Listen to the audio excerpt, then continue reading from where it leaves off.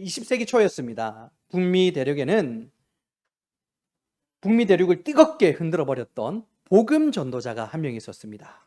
그의 이름은 바로 찰스 템플턴이라는 사람이었습니다. 찰스 템플턴. 그 사람이 복음에 대한 열정을 가지고 있었어요. 그래서 사람들이 그를 볼 때마다 이런 말을 했습니다. 그의 설교에는 불이 있고 그의 눈빛에는 천국이 보인다. 정말 대단했던 설교자인 것 같죠. 1930년 후반부터 캐나다에서 이제 하나님의 말씀을 전하며 열정적으로 사역했어요. 그리고 1940년대부터는 여러분들이 이름을 들어봤을 거예요. 위대한 복음 전도자 빌리 그레함과 함께 사역을 시작합니다. 빌리 그레함 이름을 들어보셨죠? 그분과 함께 사역을 하는데 청년 복음 연합이라는 단체를 세워서 미국과 캐나다 전역에서 부흥회를 인도하면서 하나님의 말씀을 전했어요. 두 사람의 설교를 통해서 수천 명의 청년들이 회심하고 예수님을 믿기로 결단하고 헌신적인 삶을 살았어요. 이 두 사람의 활약이 얼마나 대단했던지 언론에서도 주목하기 시작했는데 한 언론사에서 두 사람에 대해서 이렇게 평가했습니다. 빌리 그레함은 좋은 설교자다. 찰스 템플턴은 천재적인 설교자다. 여러분, 빌리 그레함은 이 시대가 낳은 하나님께서 보내주신 대단한 설교자, 복음 전도자로 우리가 알고 있어요. 그런데 그런 빌리 그레함도 찰스 템플턴의 설교 앞에서는 그저 평범한 좋은 설교자로 평가받아 버리고 말았던 것 같아요. 여러분, 이 찰스 템플턴 정말 위대하고 놀랍고 대단한 설교자였던 것 같죠. 그런데 이 사람이 시간이 흐르면서 마음에 균열이 조금씩 생기기 시작했던 것 같아요. 그러다가 결국은 성경이 하나님의 말씀이라고 믿지 않기 시작했습니다. 그리고는 곧 하나님을 떠났어요. 하나님을 완전히 떠나버렸습니다. 그리고 몇 해가 흐르고 한 권의 책을 내게 되었는데 책의 제목이 하나님께 작별을 고하며예요. 하나님께 작별을 고하며. 첫 장이 이렇게 기록되어 있습니다. 나는 하나님을 사랑했지만 이제는 더 이상 믿지 않습니다. 하나님을 뜨겁게 사랑해서 헌신적인 삶의 모습을 보였던 찰스 템플턴. 그 위대한 복음 전도자 빌리 그레함마저도 평범한 좋은 설교자로 만들어버렸던 천재적인 설교자 찰스 템플턴. 수천 명의 청년들이 그의 설교를 통해서 회심하고 예수님을 만났는데 그런 찰스 템플턴이 어떤 이유로 하나님을 완전히 떠나버리게 되었을까요? 오늘 말씀에 등장하고 있는 유다왕 요아스 역시도 마찬가지입니다. 그는 성전 안에서 자랐어요. 성전 안에서 자랐다라는 것은 철저한 신앙 교육을 받았던 사람이라는 것이죠. 오늘 역대기에 나온 요아스에 대한 기록은 성전 보수의 기록인데 성전 보수라는 것은 그가 얼마나 열정적으로 하나님을 예배했고 열정적으로 하나님을 사랑했으며 은혜 가운데 있었던 사람이라는 것을 보여주는 단적인 예라는 것입니다. 그런데 제사장 여호야다가 죽은 후 그의 마음이 식어버려요. 우상을 섬기게 되어버립니다. 성전을 보수했던 자가 성전을 무너뜨리는 자가 되어버렸다라는 거예요. 저와 여러분들도 한때 뜨거운 신앙생활을 했을 것입니다. 그런데 시간이 흐르면서 그 열정이 식어지고 신앙생활을 하면서도 세상과 타협하고 있는 것은 아닐까. 찰스 템플턴이나 유다왕 요아스처럼 하나님을 완전히 떠나버린 것은 아니지만 우리가 예배당에 있어도 마치 하나님을 떠난 사람들처럼 삶의 모습을 살아가고 있는 것은 아닌가라는 것을 오늘 질문해 보게 됩니다. 우리에게는 그리스도인이라는 이름표가 가슴에 붙어 있어서 어쩔 수 없이 주일이면 예배당에 나와 하나님을 예배하고 있지만 사실 삶의 모습에서는 전혀 그렇지 않는 그리스도인답지 않는 삶의 모양을 가지고 있는 것은 아닌가 제가 여러분에게 묻고 있는 거예요.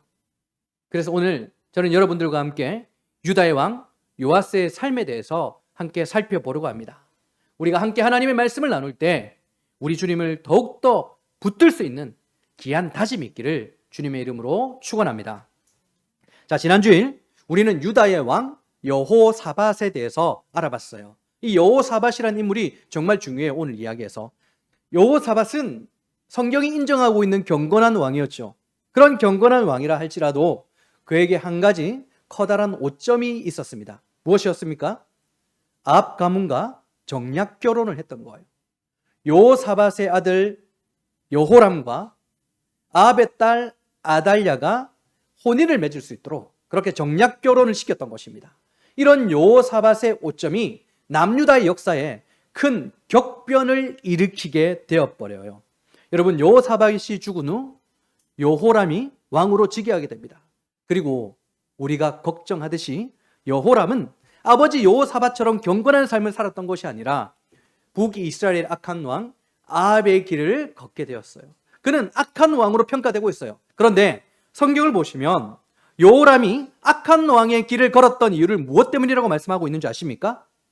아합의 딸이 그의 아내가 되었기 때문이라고 정확하게 성경은 명시하고 있다는 거예요. 결국 여호람은 악한 길을 걸었기 때문에 하나님의 심판을 받아 죽임을 당했습니다. 그리고 그의 아들이었죠, 아하시아가 그 왕위를 이어받게 됩니다. 아하시아 역시 여호람처럼 악한 길을 걷게 되는데요. 역대하 22장 3절을 보시면 역대하 22장 3절입니다. 아하시아도 아합의 길로 행하였으니, 아하시아가 어떤 길요? 아합의 길로 행하였으니, 이는, 그러니까 그 이유는 그의 어머니가 바로 아달랴죠. 그의 어머니 아달랴가 깨어 악을 행하게 하였음이라 라고 말씀하고 있는 거예요. 아하시아 역시 아달랴의 영향을 엄청나게 받고 있는 거예요. 아하시아 역시 아합의 길로 행한 악한 왕이 되어버렸는데 그 이유가 누구 때문이라고요? 그의 어머니 아달랴 때문이라는 것입니다. 결국 아하시아 역시 하나님의 심판을 받고 죽임을 당하게 돼요. 그리고 여기에 죽임을 당하자마자 아달랴는 또다시 횡포를 저지르게 됩니다. 여러분, 아하시아가 죽었습니다. 그 소식을 들었던 아달랴가 유다 왕위를, 그 씨앗을 모두 진멸해버려요. 여기서 말하는 왕위의 씨앗이라는 것은 다윗의 자손들을 얘기하잖아요. 다윗의 혈통들. 하나님께서 다윗에게 너희 후손들이 영원히 이 나라를 다스리게 될 것이다 라고 언약하셨어요. 하나님은 그 약속을 계속해서 지키고 계셨던 거예요. 그래서 나라가 두 나라로 갈라지고 이후에도 남유다를 통해서 다윗의 자손들이 계속해서 왕위를 이어받을 수 있도록 하셨던 것이죠. 다윗이 왕이 되었고, 그 다음 솔로몬, 그 다음 르호보암입니다. 르호보암 다음에 아비야, 아사, 요사밧, 요호람 다음에 아하시아. 이런 식으로 이 왕위가 쭉 이때까지 이어졌던 거예요. 그때 아하시아가 죽임을 당한 소식을 아달랴가 듣게 되었어요. 그리고는 다윗의 혈통을 모두 진멸해 버렸다라는 거예요. 왜? 내가 이 나라를 차지하기 위해서 아달랴가 왕후가 되려고 했기 때문인 거예요. 그런데 하나님은 언약하셨잖아요. 하나님은 언약에 신실하신 분이세요. 하나님은 다윗의 혈통을 지켰어요. 그가 누구입니까? 오늘의 주인공 바로 요아스라는 것입니다. 요아스를 몰래 숨겨주셨어요. 대제사장인 여호사다의 손에 숨겨주셨어요. 요아스는 성전에서 길러진 존재가 되었다라는 거예요. 그렇게 아달랴의 칼춤에서 하나님께서 그를, 요아스를 보호해 주셔서 그는 생명을 살릴 수가 있게 되었죠. 그리고 아달랴가 남유다를 다스린 지 6년째 되던 해, 그러니까 여호람이 7세가 되던 해에 제사장 여호야다가 군대를 동원해서 아달랴와 그의 무리들을 처단해 버립니다. 그리고 오늘 말씀으로 이어지게 된 거죠. 24장 1절입니다. 역대하 24장 1절. 요아스가 왕위에 오를 때에 나이가 7세라 예루살렘에서 40년 동안 다스리니라. 그의 어머니의 이름은 시비아요 브엘세바 사람이더라. 아멘. 여러분, 요아스가 피해 숙청에서 그의 목숨을 살릴 수 있었던 것은 언약에 신실하신 하나님의 은혜 덕분이었어요. 그리고 그가 7세에 다시 남유다의 왕이 될 수 있었던 이유도 언약에 신실하신 하나님의 은혜 아니고는 설명할 길이 없다라는 거예요. 여러분, 요아스는 어린 시절부터 대제사장인 여호야다의 손에서 길러졌어요. 성전은 그에게 집이었고 그에게 놀이터가 되었죠. 그는 늘 하나님의 보호 아래 있었던 거예요. 그래서 아달랴의 눈을 피할 수 있었던 거예요. 아달랴는 이미 요아스가 죽었다고 생각했거든요. 그러니까 요아스의 생존과 그의 성장 과정은 하나님의 은혜 아니고는 설명할 길이 없는 거예요. 제사장 여호야다의 손에서 양육된 요아스 역시도 이 사실을 정확하게 알고 있었어요. 그는 어릴 적부터 제사장들에게 철저한 신앙 교육을 받으면서 내가 생존한 것, 그리고 지금도 살아가고 있는 것은 하나님의 은혜 때문이다라는 것을 피부처럼 느끼고 있었던 상태라는 것이죠. 그래서 오늘 말씀해 보시면 요아스의 통치 기록에서 성전을 보수하는 장면이 나오잖아요. 여러분, 성전이라는 것은 이스라엘 백성들에게 어떤 상징적인 의미가 있어요? 성전이라는 것은 이스라엘 백성들에게 하나님의 은혜라는 상징적인 의미가 있는 거예요. 바벨론 포로에서 돌아온 기한민들이 성전을 지으려고 했잖아요. 왜요? 하나님의 은혜 때문이었던 거예요. 오늘 요아스가 성전을 보수하는 장면 역시도 내가 바로 하나님의 은혜 아래 있다는 것을 확인하는 상징적인 의미, 간접적으로 보여주는 증거라는 거예요. 그 결과 14절을 보시면 마지막에 여호와의 전에서 항상 번제를 드렸더라라고 하죠. 항상 예배자의 삶을 살아갈 수 있었던 거예요. 여러분, 요아스는요, 하나님의 은혜 아래에 있었기 때문에 그는 항상 예배자의 삶을 살았던 거예요. 요아스가 예배자의 삶을 살 수 있었던 것은 하나님의 은혜예요. 저와 여러분들이 이 순간 이 자리에 하나님을 예배하는 것 역시도 하나님의 은혜라는 것입니다. 자, 그런데 이제부터 중요합니다. 이제부터 제가 여러분들과 함께 나누고픈 중요한 핵심적인 내용이에요. 여러분, 요아스가 하나님의 은혜 아래 있었잖아요. 하나님의 은혜 아래 있었던 요아스가 왜 배교의 길을 걷게 되었을까요? 이유가 무엇일까요? 저를 한번 따라했으면 좋겠습니다. 자, 배에 힘을 주시고 큰 소리로 저를 따라합니다. 저를 따라합니다. 은혜를 잊었기 때문에. 시작. 우리 17절, 18절을 봅시다. 여호야다가 죽은 후에 유다 방백들이 와서 왕에게 절하매 왕이 그들의 말을 듣고 그의 조상들의 하나님 여호와의 전을 버리고 아세라 목상과 우상을 섬겼으므로 그 죄로 말미암아 진노가 유다와 예루살렘에 임하니라. 아멘. 유다의 방백들이라고 말하는데 그들은 유다의 고위 관료들을 얘기해요.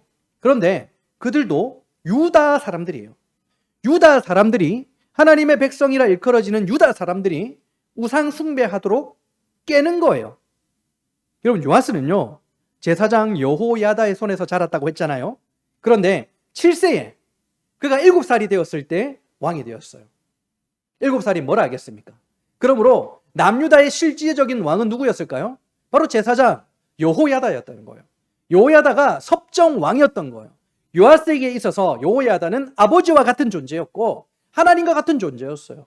그가 사실상 왕이었던 거예요.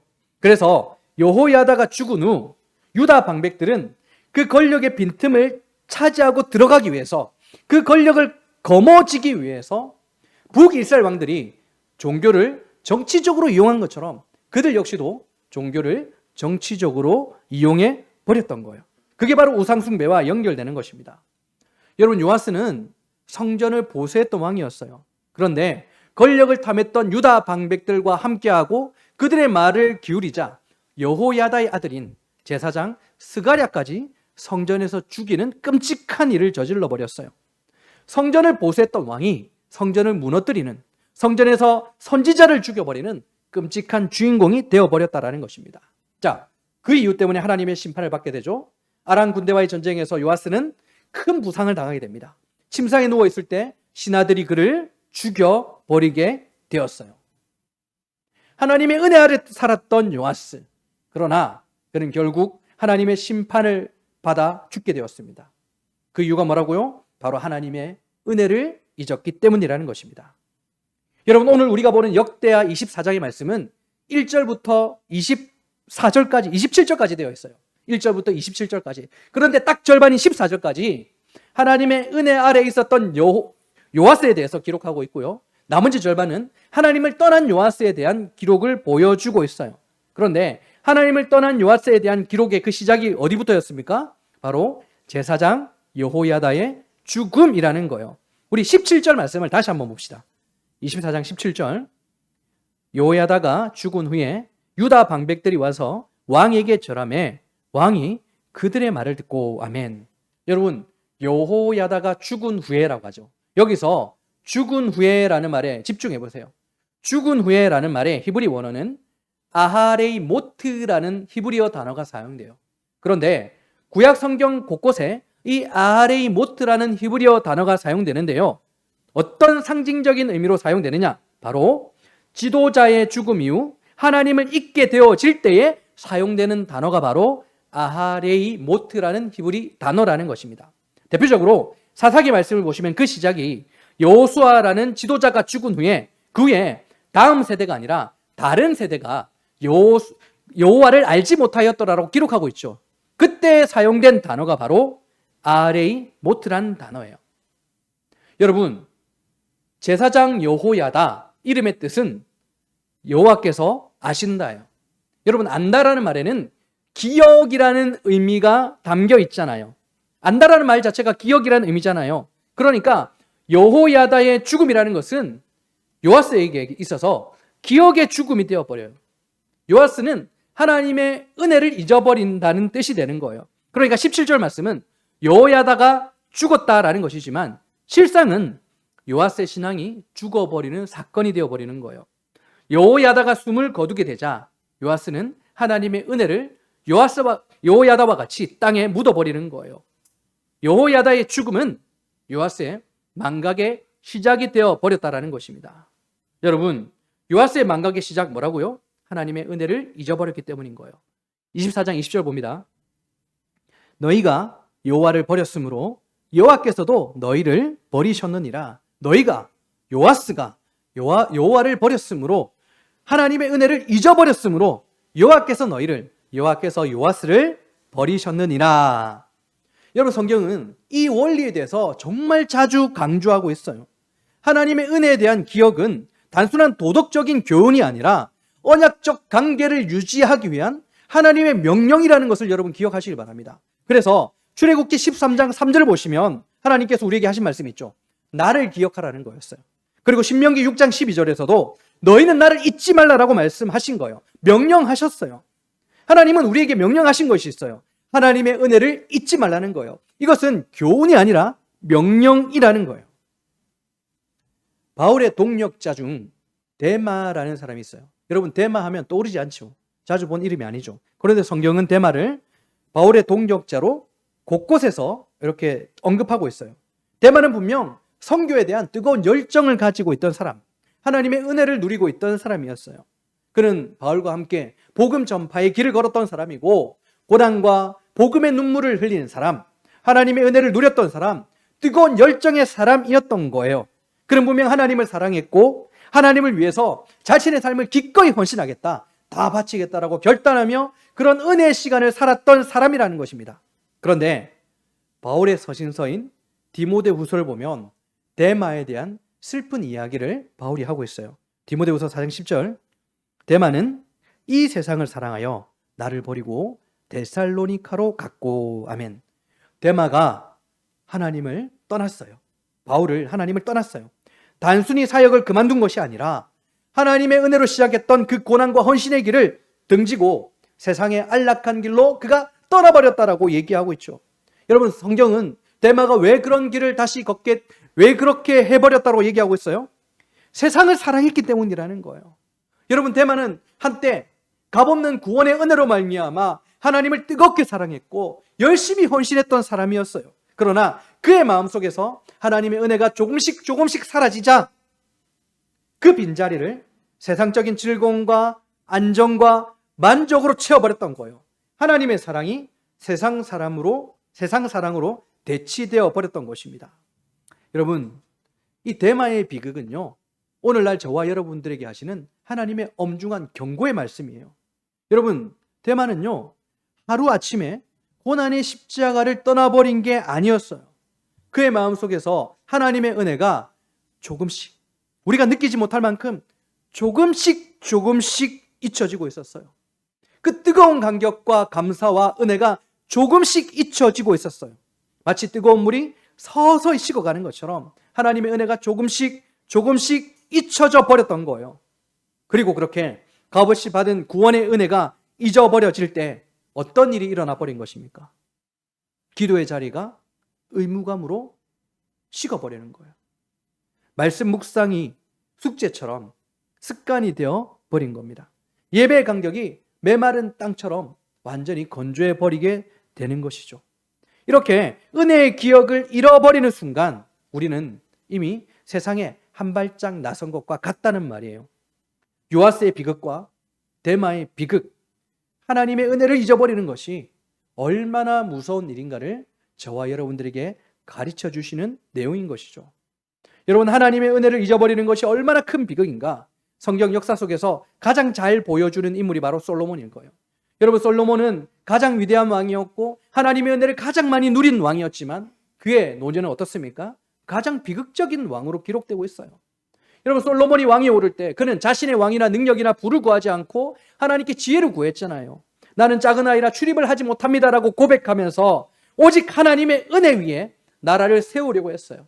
하나님께서는 그런 솔로몬을 보시고 감격하시고 그에게 지혜뿐만 아니라 부와 영광과 이때까지 누리지 못했던 세상 모든 왕들의 모든 것들을, 하나님의 은혜의 모든 것들을 그가 누릴 수 있도록 하나님께서 배려해 주셨던 거예요.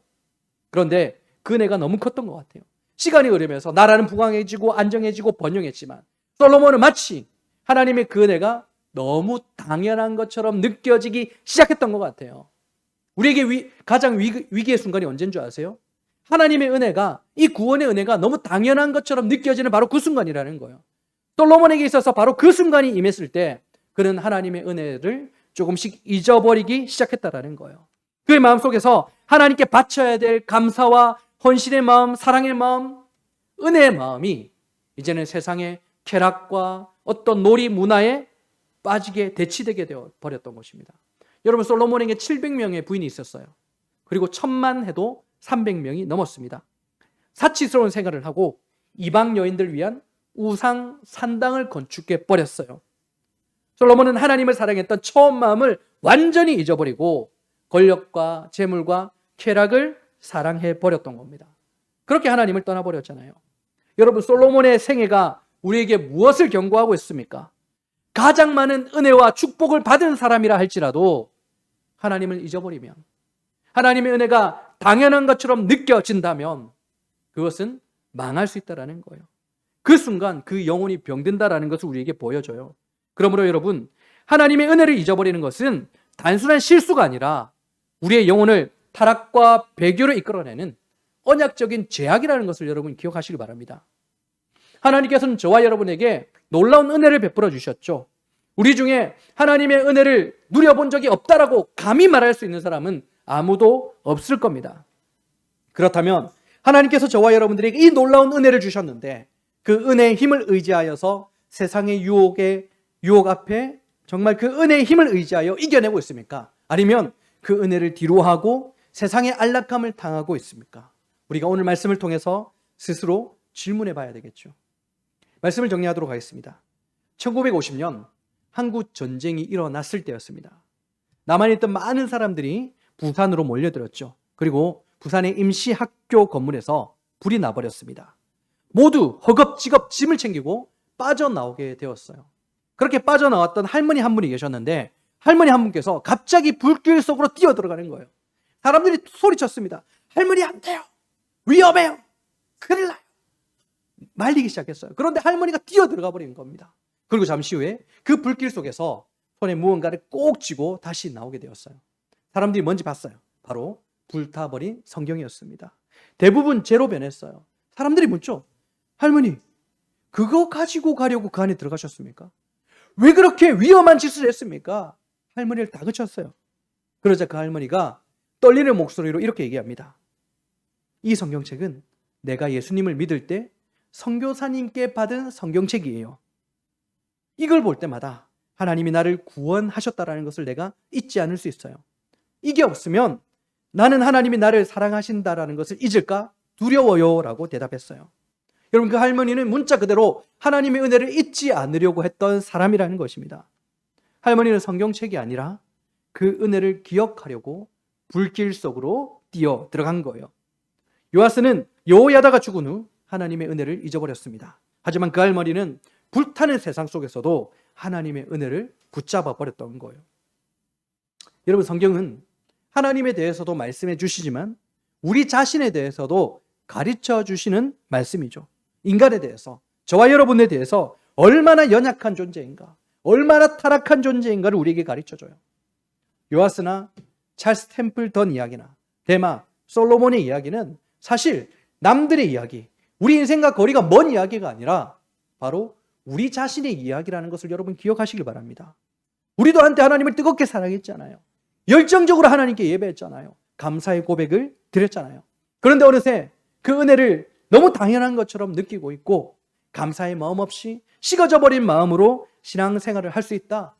우리 스스로 너무 잘 알고 있지 않습니까? 하지만 우리에게 있는 영광스러운 것이 한 가지 있죠. 우리는 단지 옛사람들이 살아가는 모습과 같지 않다라는 거예요. 우리는 구약시대 상상하지도 못할 놀라운 은혜, 특급 은혜를 누리며 살아갈 수 있어요. 그게 어떤 은혜입니까? 바로 예수 그리스도라는 것입니다. 우리는 예수 안에서 진짜 하나님의 자녀가 되었고 언약의 축복을 누리고 있어요. 예수님께서 우리의 모든 죄를, 한두 가지 죄가 아니라 우리의 모든 죄를 다 씻어주셨다라는 것입니다. 이제 하나님은 저와 여러분들을 볼 때에 언제 어디서든 틈만 나면 하나님을 잊어버릴 연약한 자로 보지 않으시고 예수 안에서 우리를 보고 계시는 거예요. 하나님께서 저와 여러분들을 보실 때 예수를 통해서 보시기 때문에 예수의 거룩함으로 우리의 모습을 보고 계신다라는 뜻입니다. 그러므로 우리는 상상할 수 없는 놀라운 은혜를 지금 누리고 있는 거예요. 그런데 더 큰 은혜가 있죠. 바로 우리 가운데 계신 성령님이라는 거예요. 성령께서 우리 마음 가운데 오셨어요. 그리고 인쳐주셨다라고 성경은 설명하고 있죠. 우린 영원히 하나님의 품 안에 있다는 것을 확신하며 살아갈 수 있게 된 거예요. 성령께서 이제는 우리를 지켜주시고 보호해주시기 때문에 우리가 믿음의 길을 잃지 않도록 언제나 붙들어 주시는 거예요. 세상의 안락함을 탐하고 그 안락함에 우리가 취해버리려고 할 때, 그 안락함으로 우리의 모든 것들을 채워버리고 할 때마다 성령께서 우리를 예수에게로 다시 돌이켜 세워주시는 거예요. 그러니까 우리가 믿음의 길을 포기한다는 것, 상상할 수 없는 것입니다. 성령의 인치심 덕분에 우리 신분이 확실히 보장되었고 배도의 길이라는 것은 우리와 무관해진 거예요. 이 얼마나 놀라운 은혜입니까? 우리는 솔로몬과 같은 사람들이었어요. 우리는 찰스 템플턴이나 데마나 요아스나 똑같은 사람, 같은 성정을 지닌 사람들이었어요. 그런데 우리가 그들과 다른 것 무엇입니까? 바로 예수님, 그리고 우리 안에 계신 성령님이라는 것입니다. 그러므로 여러분, 하나님께서 우리에게 얼마나 놀라운 은혜를 베풀어 주셨는가 잊지 마시기 바랍니다. 그리고 결단합시다. 어린아이처럼 다시 순수한 믿음으로 신앙생활하기를 결단하며 나갑시다. 매일 하나님의 은혜, 우리 주님의 은혜를 기억하며 그 은혜를 누리기를 결단하며 신앙생활합시다. 하나님의 사랑을 기억하고 기도로 하루를 시작하는 거예요. 말씀을 묵상하면서 매 순간 하나님의 은혜가 무엇인가 기억하고 그 하나님의 은혜를 누리며 살아가는 것입니다. 그렇다면 우리는 세상의 안락함이 아니라 그 안에서도 오직 예수 그리스도, 그분께 우리가 소망을 두며 살아갈 수 있을 거예요. 여러분, 우리에게 필요한 것은 이 은혜를 잊지 않고 살아가려는 강력한 결단입니다. 신앙이 식어버렸습니까? 마음이 식어버렸습니까? 하나님의 독생자 예수 그리스도께서 나를 위하여 십자가에 죽으셨다는 그 사실 앞에 아무런 마음의 요동함이 없습니까? 그때 내 마음이 병들었다, 식어버렸다, 은혜를 잊어버리고 있구나, 내가 바로 요아스이구나, 내가 바로 찰스 템플턴이구나 라는 것을 기억하시기 바랍니다. 그리고 다시 주님에게 매달리는 거예요. 은혜를 베풀어 달라고, 살려달라고. 그때 우리 안에 계신 성령께서 우리의 생명을 다시 불태워 주실 것입니다. 하나님을 사랑하는 자리로 우리를 몰아가실 것입니다. 그리고 우리가 받은 이 놀라운 은혜가 헛되지 않도록 다시 한번 결단하는 거예요. 그때. 그리고 기도하는 거예요. 그리고 다시 한번 말씀 앞에 서며 삶에서도 하나님을 위하여 또 살아가 보는 것입니다. 그렇게 우리는 살아가는 거예요. 그렇게 우리는 주 예수의 은혜를 붙들고 예수 앞에서 다시 한번 마음을 다짐하고 또 넘어지면 또다시 마음을 다짐하며 하나님의 나라를 위해서 우리가 받은 놀라운 은혜를 기억하며 그렇게 하루하루 살아가는 것입니다. 그런 하루를 살아갈 수 있는 우리 모두가 될 수 있기를 주님의 이름으로 축원합니다. 우리 함께 찬양하며 기도하는 시간 가집시다.